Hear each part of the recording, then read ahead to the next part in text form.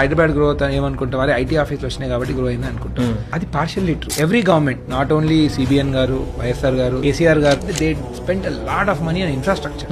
ఇప్పుడు మీరు SRDP కింద ఎన్ని ఫ్లైఓవర్లు వేసారు, వాటర్ తీసుకొచ్చిండ్రు. 1 year బ్యాక్ ఆర్ సంథింగ్ బెంగళూరులో మొత్తం వాటర్ లేక బోర్వెల్ తిరుగుతూ ఉండేది పెద్ద. అంతకంటే ఒక 2-3 years ముందు చెన్నైలో నీళ్ళు లేకపోతే డిఫరెంట్ సిటీస్ నుంచి వాటర్ ట్రైన్లు పంపించాడు. ఇండియాలో one of the best piped water connection ఉన్న సిటీ హైదరాబాద్. మన water supply by the HMW metro water board is 2610 million liters per day. Hyderabad లో ఎంతమంది జనాభా ఉన్నారు? 1,30,00,000 మంది. బెంగళూరులో ఎంతమంది జనాభా ఉన్నారు? 1,30,00,000 మంది. హైదరాబాద్ లో ఈ 1,30,00,000 మందికి మనం 2,600 million లీటర్లు పంపిస్తున్నాం పర్ డే. బెంగళూరులో ఎంత? జస్ట్ 1,400. హైదరాబాద్ లో గవర్నమెంట్ మనకి వాటర్ సరఫరా చేసేది బెంగళూరు కంటే దగ్గర 50% ఎక్కువ ఉన్నాము. ఇప్పుడు ఓవరాల్ అనేది మనము ఇంత పెద్ద రోడ్డు మనకేం అవసరము, 8 lane రోడ్డు అనవసరంగా ల్యాండ్ కొట్టుకున్నాం, ఇంత ఖర్చు పెట్టేస్తున్నాను. ఈ రోజు చూడండి ఎన్ని వెహికల్స్ వెళ్తున్నాయి. అసలు ఏది ఈ రోజు నుంచి ఆలోచించద్దు, ఏదైనా ఒక 10 years తర్వాత అవసరం పడుతుంది.